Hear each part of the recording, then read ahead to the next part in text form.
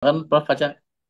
Baik, Assalamualaikum warahmatullahi wabarakatuh, Dr. Zul, para pembicara semua, para Waalaikumsalam warahmatullahi narasumber, wabarakatuh. dan para peserta yang saya hormati. Saya bela-belain untuk bisa bicara sini karena peluang untuk berdiskusi, berdialog ini tidak mudah kita dapatkan. Mudah-mudahan pembicaraan kita hari ini ada manfaatnya. Saya menyediakan diri untuk ikut nimbrung dalam membahas topik ini. Saya izin share screen ya. Silakan Prof. Saya menggunakan istilah ini autokritik terhadap perhimpunan dokter spesialis.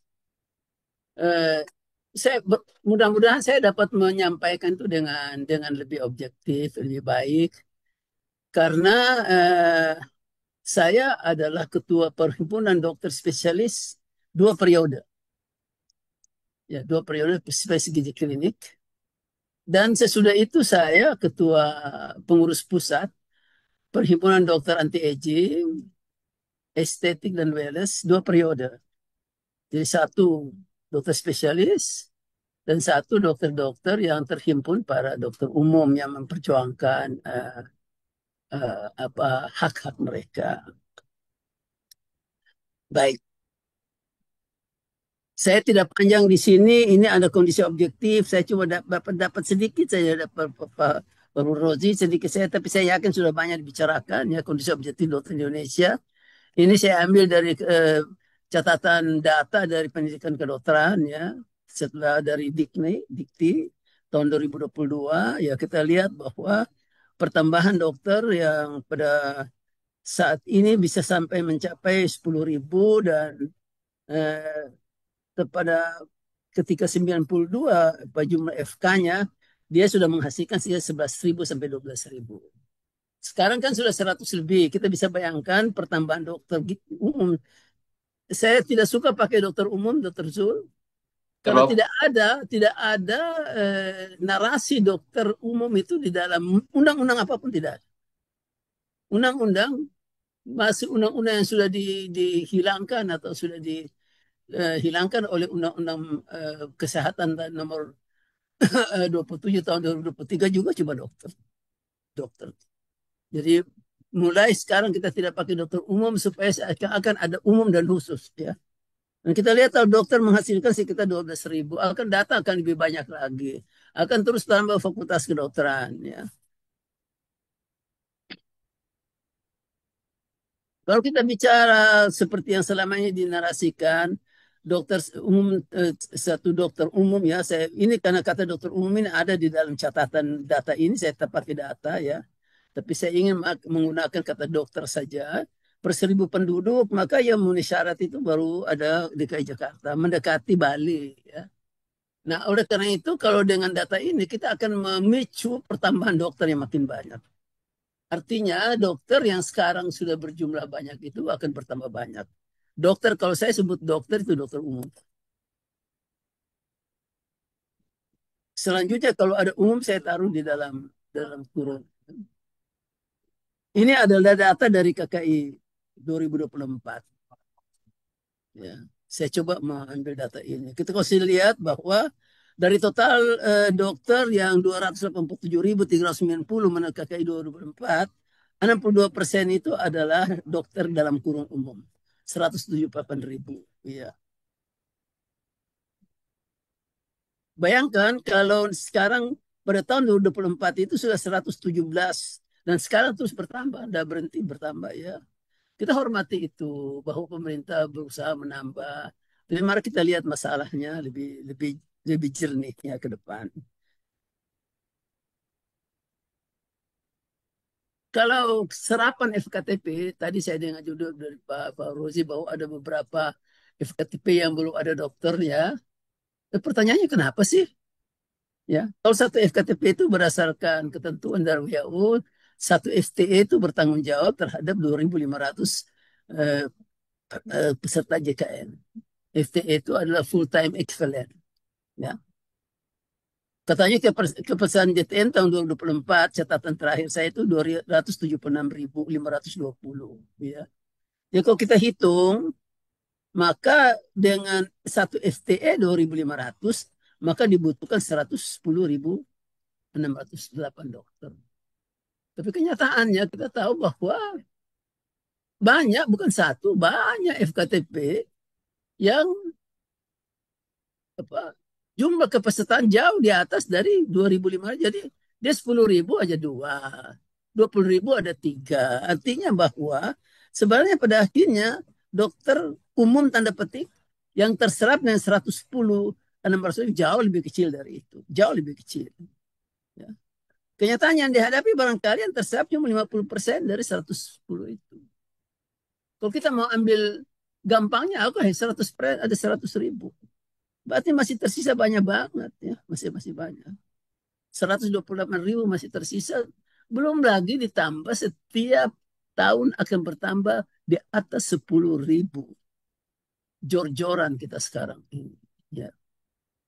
Jadi bisa bayangkan bagaimana kalau di antara kita yang hadir sini punya anak yang lulusan dokter merasakan itu, kita merasakan itu bagaimana susahnya anak-anak kita itu mendapatkan pekerjaan yang baik. Ya, kalau mau masuk di FKTP, FKTP-nya sudah penuh. Tadi saya dengar, biarlah mereka membuat praktik mandiri.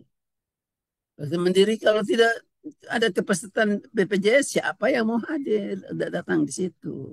Artinya tutup juga. Banyak apa FKTP yang karena tidak dapat kepesertaan apa BPJS, ya terpaksa tutup. Artinya dokternya nganggur juga. Apa kesimpulannya? Sebenarnya kita punya banyak dokter umum tanda petik yang sekarang nganggur tanda petik. Nah, ini sebenarnya yang harus kita pikirkan. Mari bersama-sama dengan kepala dingin bagaimana memanfaatkan sumber daya yang bagus ini. Sumber daya yang dihasilkan dari satu proses pendidikan yang berkualitas.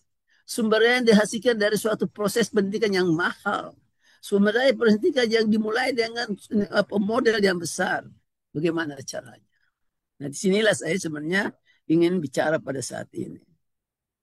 Pertanyaan apa yang harus dilakukan bagi lebih dari 128 dokter umum ini? Kalau saya berpendapat kita harus diverifikasi penguatan kompetensi. Kompetensi yang mereka dapatkan sekarang itu kan persiapannya untuk bekerja pada FKTP yang memberikan pelayanan dasar. Kalau FKTP semua yang ada JKN-nya itu sudah penuh, dia tidak bisa kerja lagi di situ. Mudah-mudahan ada di antara kita yang punya anak ya, yang akan merasakan itu. Maka cara yang terbaik adalah beri mereka kompetensi, diversifikasi. Sehingga dengan ilmu dasarnya yang 144 itu kemudian ditambah dan dia bisa bergerak untuk memberikan pelayanan terbaik kepada masyarakat kemudian. Harusnya begitu.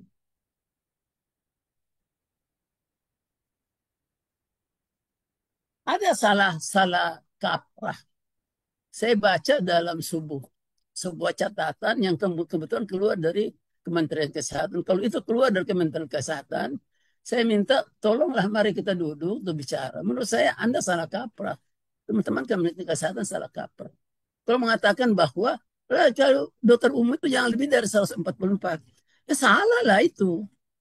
Totally salah.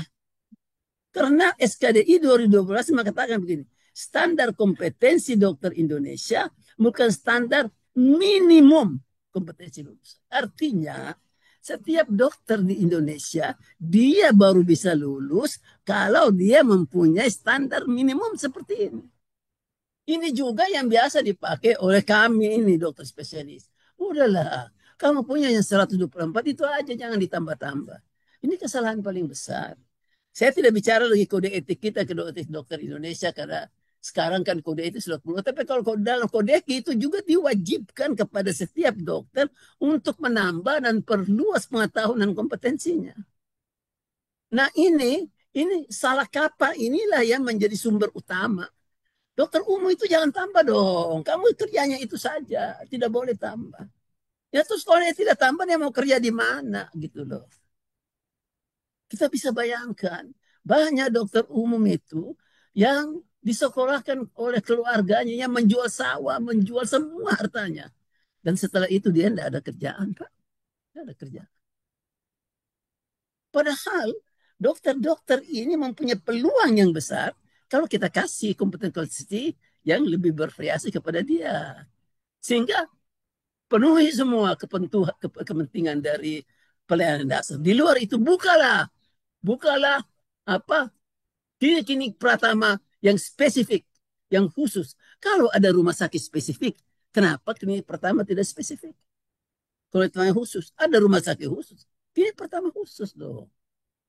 Nanti tinggal kita jaga agar kompetensi itu terjaga dengan sertifikasi yang benar. Gitu. Jadi penguatan kompetensi yang kemudian di Perdaweri dan beberapa di MPPK kita melakukan itu bersama KDI tahun 2021 sampai 2022 kita sebut dengan penguatan kompetensi. Apa itu penguatan kompetensi? Penguatan kompetensi itu adalah kompetensi yang ada di dalam SKDI yang kemudian dikembangkan dan dia tidak melanggar apa yang ada di SKDI. Nah, saya kasih contoh sebentar. Yang 124 itu tetap, tapi dia bisa mengembangkan dengan tidak melanggar. Pada saat itu ketika KDI bersama beberapa perhimpunan dokter seminar menafikan untuk menggunakan kompetensi tambahan. Karena kalau kompetensi tambahan berarti dia harus minta tambah. Tambah berarti yang harus kasih itu dokter spesialis. Nah, itu masalahnya yang kita mau bicarakan.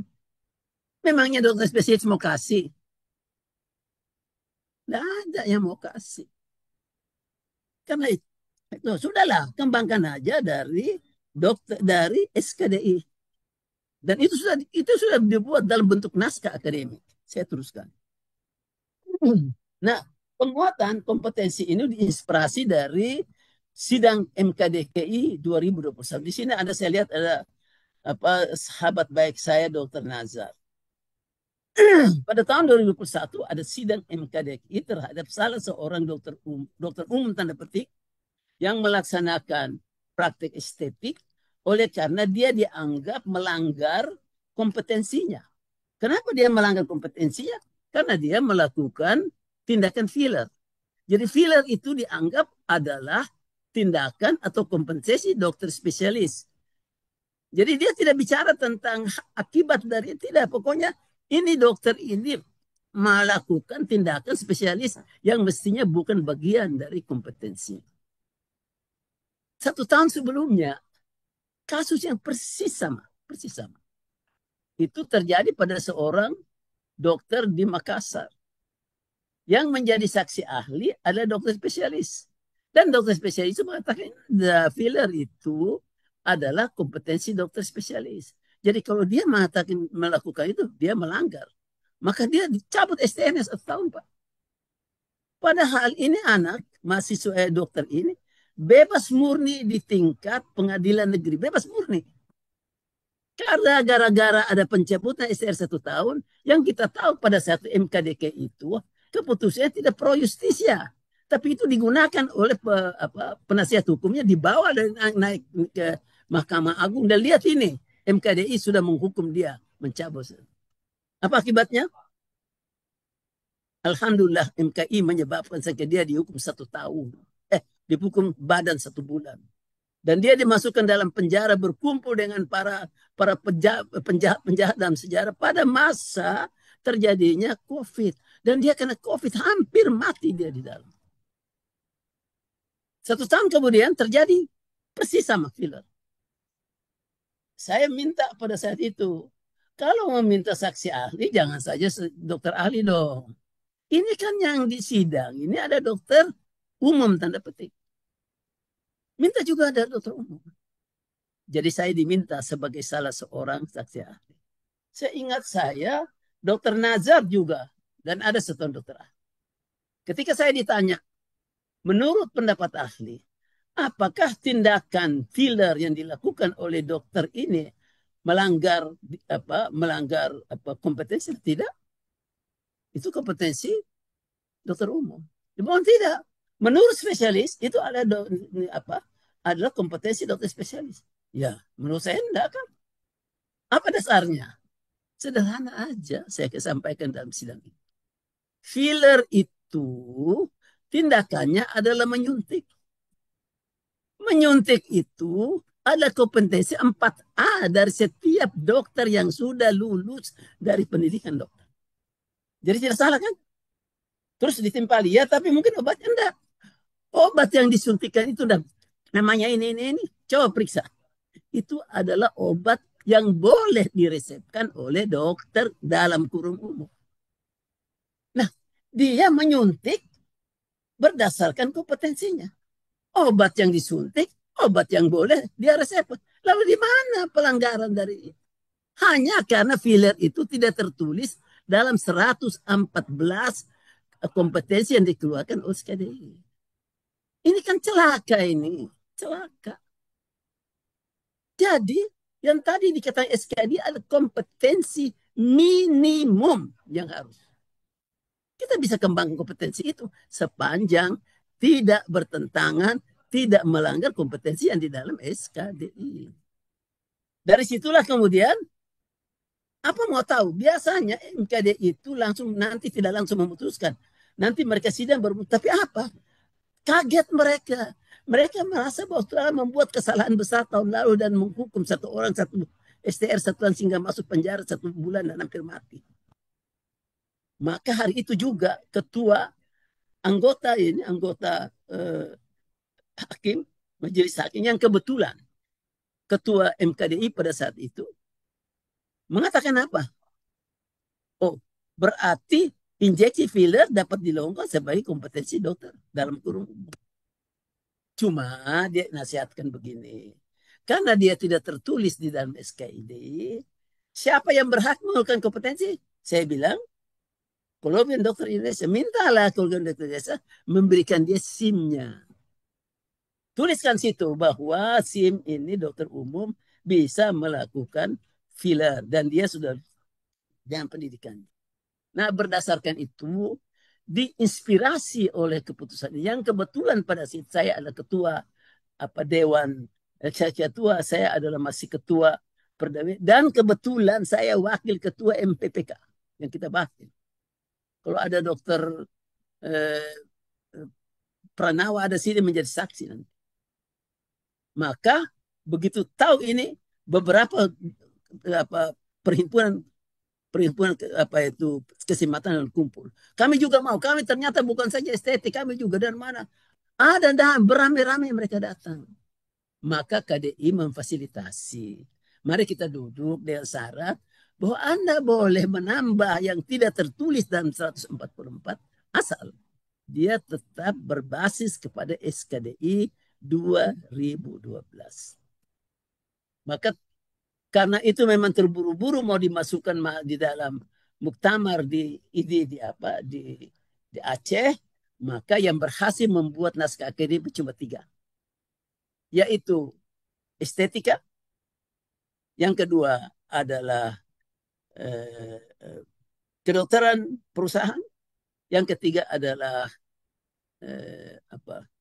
transfusi darah. Ada itu. Kemudian dibahas dengan teman-teman di PBID. PBID pada saya itu sibuk mempersiapkan muktamar, maka diserahkan kepada BP2KB. Dan BP2KB setuju. Setuju. Kemudian dibilang kalau gitu sebaiknya disahkan pada MKKI. MKKI iya. Dan disitulah mulai terjadi apa yang saya sebutkan nanti dengan perilaku premanisme yang dilakukan. MKKI itu tidak bisa sidang-sidang karena ketika mau bicara yang itu perhimpunan dokter spesialis yang berkaitan yang itu tidak ada yang mau datang. Dia punya kuasa untuk dia. Dia punya kuasa lebih berkuasa dari MKKI-nya sendiri. Itulah yang nanti saya sebut sebagai apa yang kita sebut dengan premanisme yang didasarkan yang berjubah profesi. Belajar pengalaman sidang MKDI bersama-sama perhimpunan dokter seminat, kita buat itu. Lalu kita masukkan itu di BP2KB, disetujui. Masukkan itu dalam kongres. Hasilnya 0 besar. Karena MKKI tidak mampu melakukan apa-apa. Kenapa MKKI tidak mampu? Karena ada semacam aturan MKKI. Kalau kumpul mereka semua anggotanya dan ada satu saya tidak setuju, batal semuanya. Itu adalah bagian dari premanisme yang saya sebut sebagai premanisme. Maaf, saya dokter spesialis. Karena itu saya harus kritik diri saya sendiri. Maka waktu itu kita berjalan, saya sudah 2022. Tidak ada penyelesaiannya. Kalau pakai penguatan, besok lagi sudah dihantam. Maka kita berpikir kalau gitu, mari kita bicara membuat fellowship. Fellowship sebagai penguatan.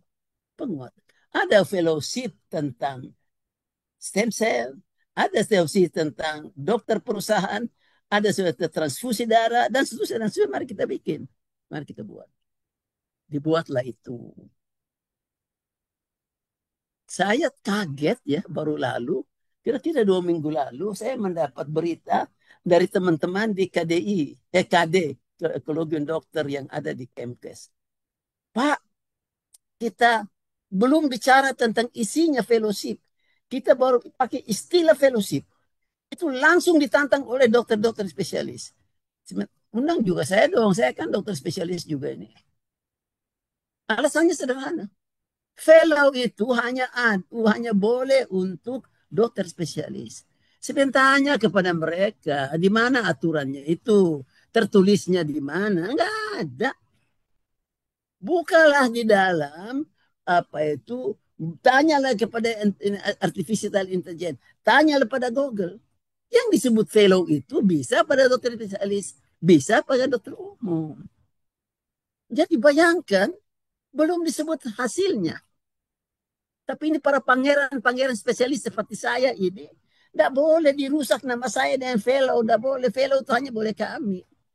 Seperti apa ya? Seperti Lord, seperti apalah, eh, Brahmana yang hanya boleh. Ini ada bagian atau contoh dari premanisme yang dilakukan oleh dokter spesialis kepada dokter umum. Dokter umum tidak boleh pakai fellow. Di mana aturannya itu? Tunjukkan saya. Di dunia lain fellow kepada dokter umum ada. Ini contohnya. Ini pengertian fellow-nya ada di sini. Sudahlah, nanti kita bicara kok. Ini banyak.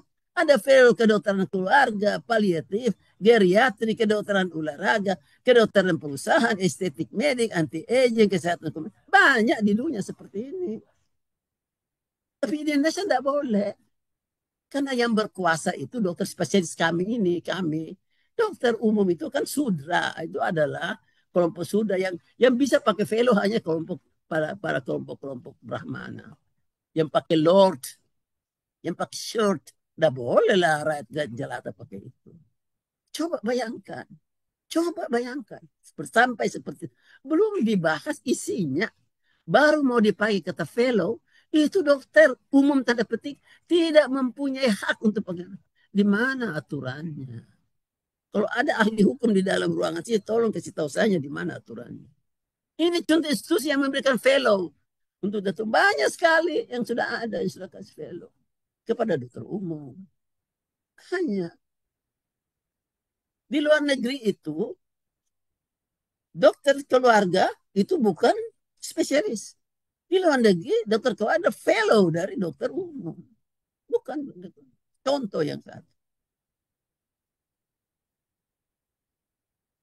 Kita bisa bikin alternatif sertifikasi. Ini usul kami waktu itu bicara. Tapi belum sampai situ, sekarang tidak tahu sampai di mana teman-teman. Bikin modul, sertifikat bisa 1, 2, dan 3. Kalau kita mau menyelesaikan tadi, tumpukan dokter umum yang tidak terselesaikan. Kenyataannya apa? Kita sudah usul seperti itu. Saya kebetulan memimpin Perdaweri dari 2014. Berdarah-darah sampai 2022. 8 tahun. Pekerjaan saya hanya mengurus itu. Dan kenyataannya seperti ini. Saya malu juga sebagai seorang dokter spesialis. Kok dokter spesialis seperti ini ya? Coba lihat kenyataannya apa?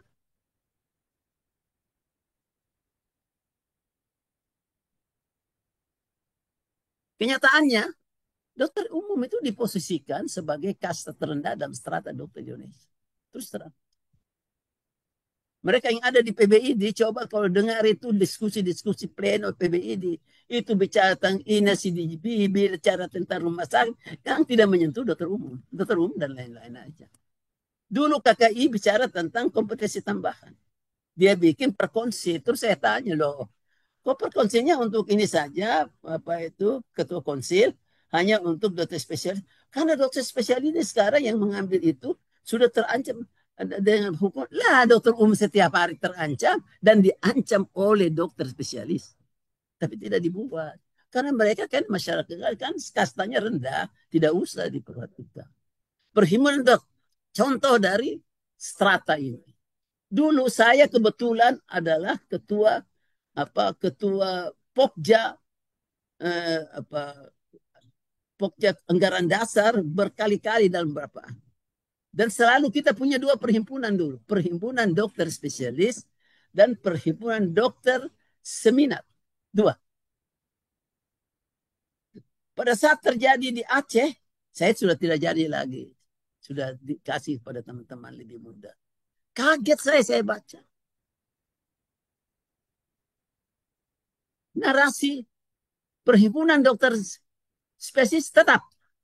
Tapi perhimpunan dokter seminar itu diubah menjadi dokter menjadi keseminat. Artinya memang sejak awal ID sekalipun menganggap bahwa dokter umum itu bukan dokter gitu loh. Jadi dia tidak berhak pakai itu keseminatan. Pakai aja keseminatan.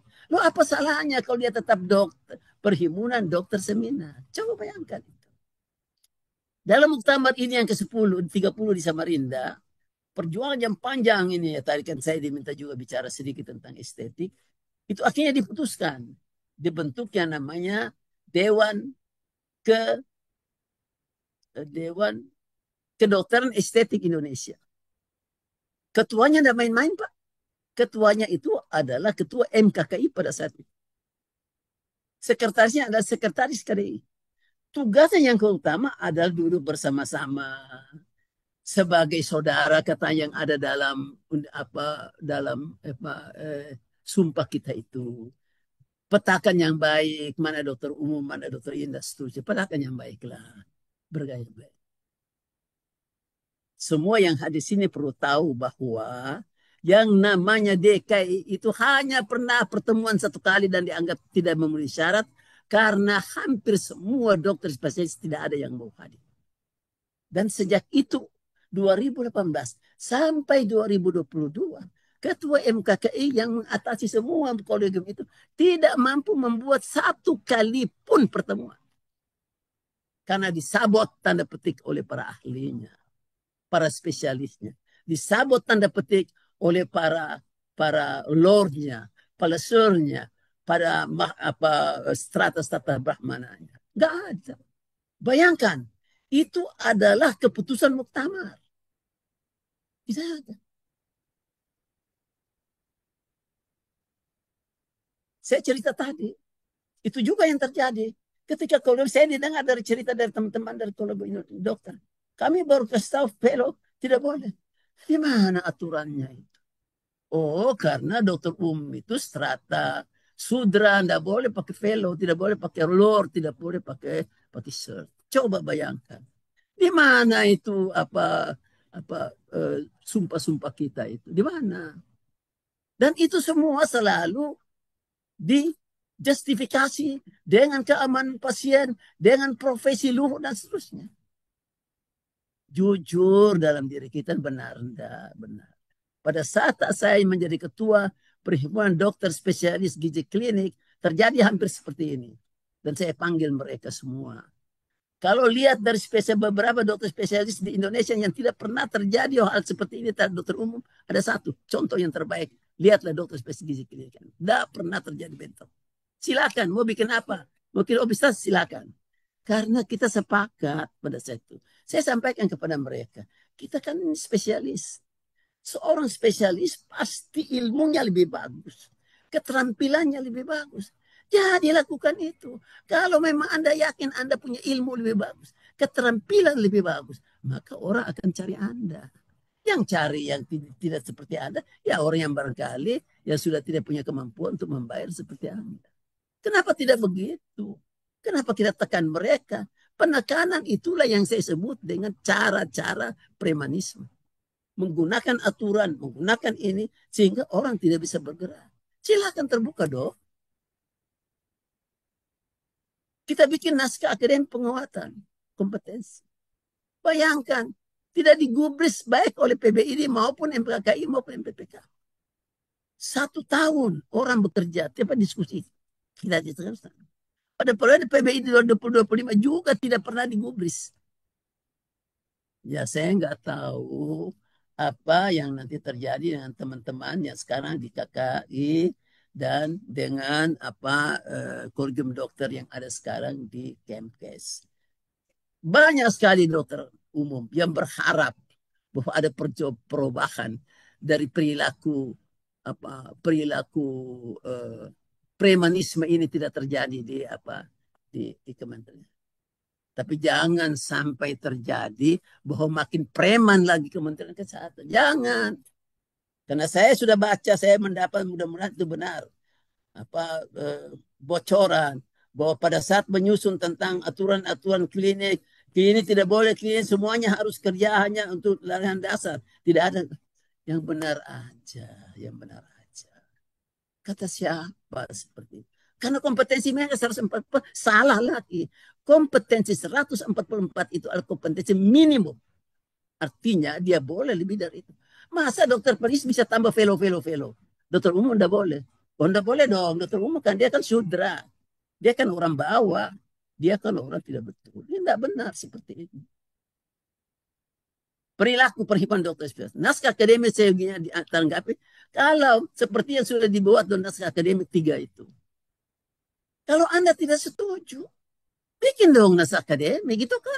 Itu kan profesi ilmiah seperti itu. Di dalam estetik kita, oke lah kami sudah kasih setuju kasih 3/3. Saya tanya dari mana alasanmu? Kenapa 3/3? Kenapa anda kasih 1/3 aja? Kenapa bukan 10? Apa alasannya? Untuk menentukan berapa yang bisa dikasih berdasarkan penguatan dari SKDI 2000. Akhirnya di identifikasi ada 11. Kalau Anda tidak setuju itu, bikin naskah akademik. Bukalah dialog terbuka. Oh, ternyata Anda bisa yakin, oh memang betul seperti itu. Bukan dengan, tidak, ini kekuasaan kami. Kalau dia memutuskan, ya itulah premanisme menurut saya. Preman itu kan begitu. Kami kuasai ini pasar baru. Yang lain kalau datang harus minta izin kepada kami. Ya kan begitu. Perhimpunan dokter spesialis memutuskan setiap kompetensi apa yang boleh dan tidak boleh. Mengajak teman. Dan tidak pernah mengajak teman sejawatnya yang dokter umum. Tidak pernah. Kan dokter umum kan dan lain-lain. Perilaku memutuskan sepihak dan memaksakan keputusannya dengan arogansi kekuasaan adalah perilaku premanisme. Saya bahkan khawatir itu yang saya tahu antara dokter spesialis dan dokter umum. Dulu waktu saya masih kedokteran tahun 1967 itu dokter bedah itu yang saya tahu. Ini ada dokter bedah banyak di sini. Ada dokter bedah Zul Asti, ada dokter bedah Nazar. Waktu itu Pak, seingat saya semua semua yang bisa dilakukan oleh dokter bedah dilakukan semuanya oleh dokter bedah. Karena belum ada subspesialis onkologi, belum ada spesialis. Saya cuma khawatir, saya belum tahu ini. Jangan-jangan sudah ada subspesialis, diambil lagi semua. Dan dokter bedah umum tanda petik, nasibnya sama dengan dokter umum. Saya minta tanggapan, salah satu penanggap tidak ada dokter Nazar, saya minta ditanggapin serius. Mohon maaf. Yang itu tidak pernah terjadi pada perhimpunan dokter spesialis gizi klinik Indonesia. Kita malah membuat program yang percepatan untuk menempatkan para dokter-dokter dokter umum di tempat-tempat di rumah sakit yang belum ada dokter spesialis gizi klinik. Ya gitu dong. Itu namanya persaudaraan. Bukan soal bagaimana menguasai lahan. Lahan pasar baru, lahan pasar Senen, lahan pasar bukan itu. Itu premanisme. Dan celakanya pada misi seperti itu jubahnya adalah profesi. Kalau itu terjadi, maaf bapak-bapak para spesialis, saya lebih hormat premannya itu. Karena premannya itu muncul tampil, dia tampil preman, mukanya garang, pakai apa, pakai ini tato, ketakutan orang lihat dia, dan dia secara jujur, saya preman, jangan lewat.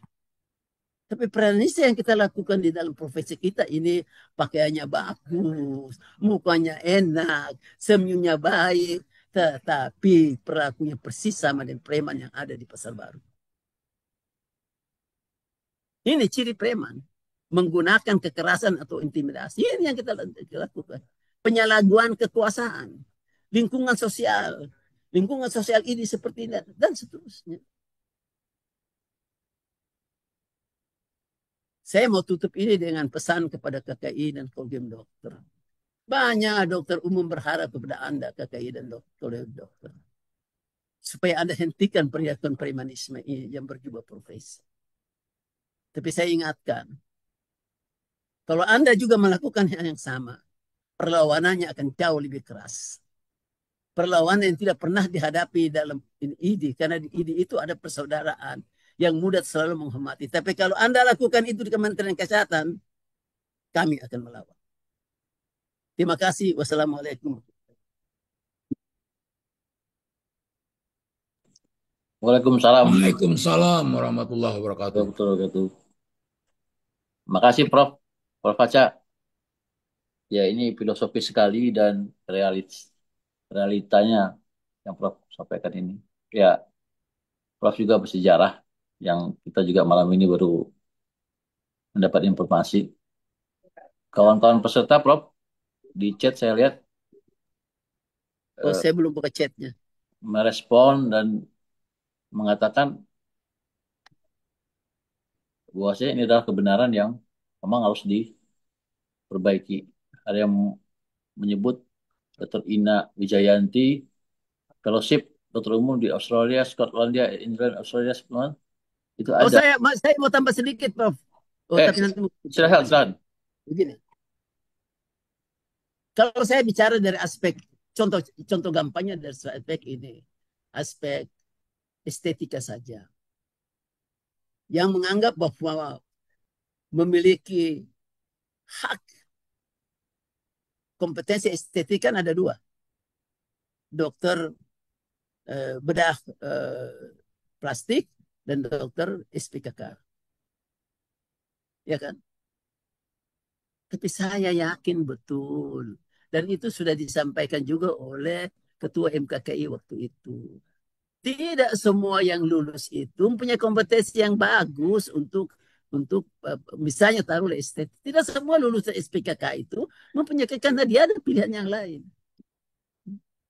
Sebaliknya, artinya tidak semua lulusan SPKK itu mempunyai kompetensi yang mumpuni pada estetik. Misalnya sebagai contoh, tentu juga pada kedokteran perusahaan, pada yang lain.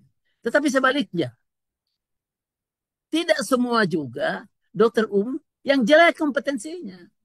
Artinya apa? Mungkin terjadi pada dokter spesialis, mungkin tidak. Jadi kalau kita mau supaya ke depan lebih lebih apa? Lebih lebih objektif. Ini usul saya kepada Kementerian Kesehatan kalau ada di sini. Buatlah satu lembaga sertifikasi yang normal, sertifikasi yang independen. Siapapun yang mau melakukan praktek estetika, silakan sertifikasi di situ. Itu sudah dilakukan di banyak negara. Di Inggris seperti itu, di Korea dan banyak. Bahkan di Inggris itu perawat juga bisa, dan dia mendapat sertifikasi dari lembaga yang sama. Kalau itu maka kita bisa lihat bahwa tidak semua dokter spesialis itu akan lulus mendapat sertifikat. Dan tidak semua juga dokter umum yang gagal mendapat sertifikasi. Nah itu sebenarnya ide itu sudah dimulai oleh Kementerian Kesehatan 1 tahun yang lalu. Yang diberi nama konsorsium. Tapi pada saat itu saya sudah sampaikan, kalau modelnya seperti ini, tidak akan selesai-selesai. Kalau harus minta pendapat ini, karena pada Lord ini, pada Sir ini, pada Brahmana ini pasti tidak mau. Dan tidak pernah jadi. Jadi itu dimulai kira-kira pada bulan April atau Mei 2024. Ini sudah bulan September 2025. konsorsium itu tidak jalan.